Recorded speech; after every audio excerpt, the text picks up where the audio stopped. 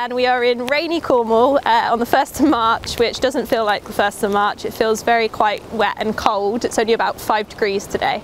And behind me we have Camellia donation. As most of you know, this is an incredible camellia, very, very well known, but just so beautiful, it always needs to be showcased. So what I love about it is it's like a real alternative for hedging. You know, you've got all your common hedges, but why not plant a camellia hedge? It brings so much colour in the spring that I just think it's incredible. You can see this one's grown more of as a column, and they can be so easily pruned and well trained to kind of do what you want.